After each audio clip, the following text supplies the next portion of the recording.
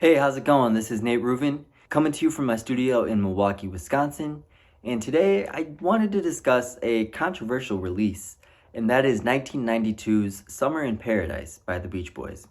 So, in my opinion, this album doesn't deserve the harsh reputation it has garnered. Sure, the electronic drums and the computer based production date it to a fair degree, but at the end of the day, that shouldn't detract from what is, in my opinion, an overlooked gem. It features great vocals all around and many memorable moments, from Carl Wilson's dazzling vocal on the opening track to the explosive chorus of Strange Things Happen and to the tribute to Brother Dennis with the final track Forever.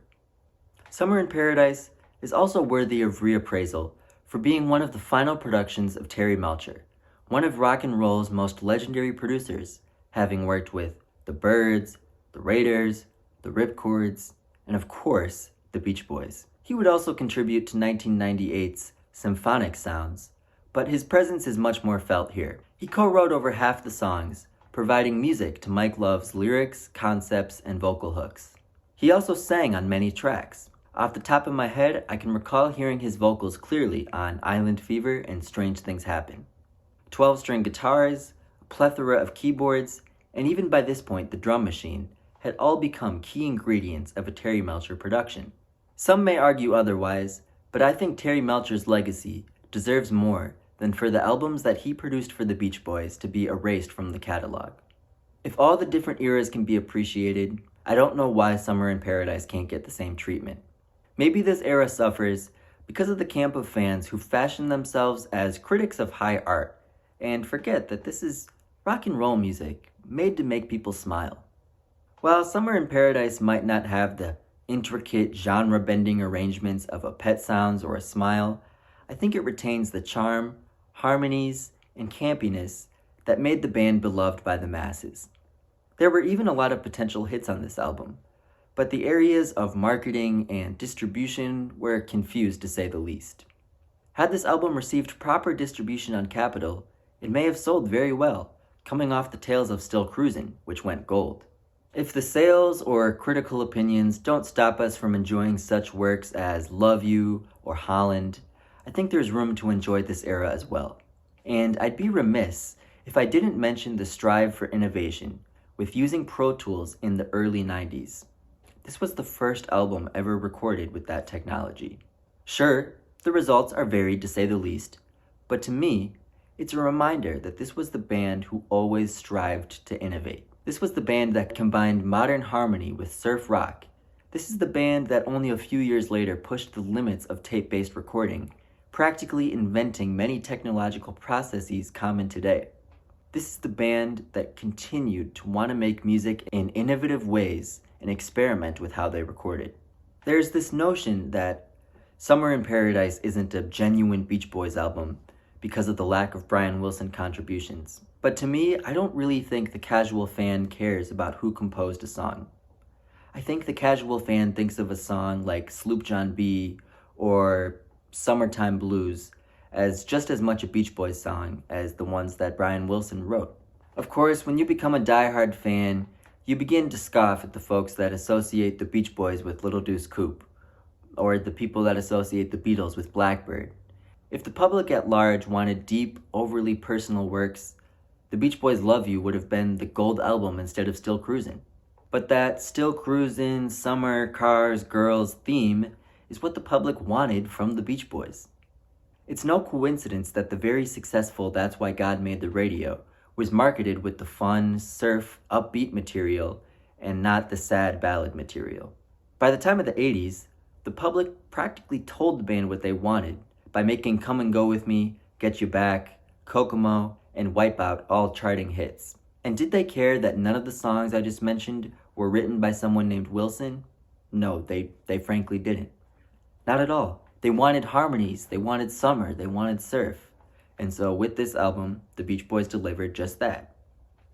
After all, this is the same band that we fell in love with for albums like All Summer Long and Surfin' USA, which capture that optimistic West Coast youth culture like almost no other music can even come close to. This is the band that packs venues for hundreds of shows a year, filled with people that want to relive the summers of their youth.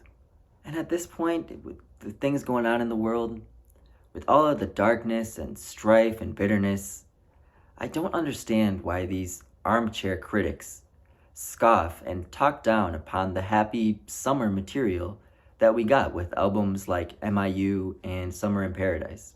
They might not be the powerful psychedelic triumphs of Pet Sounds or Smile, but it's fun, happy music that is totally enjoyable when making memories. Can you really knock them for it? So I think Summer in Paradise is a really strong album.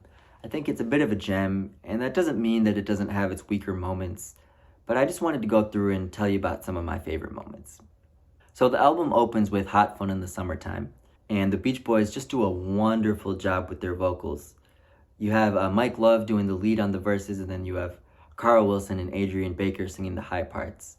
And is it just a great blend, a great harmonic sound? Moving along, we move into a re-recording of the Beach Boys' first song, Surfin', in a new 90s hip-hop influenced approach.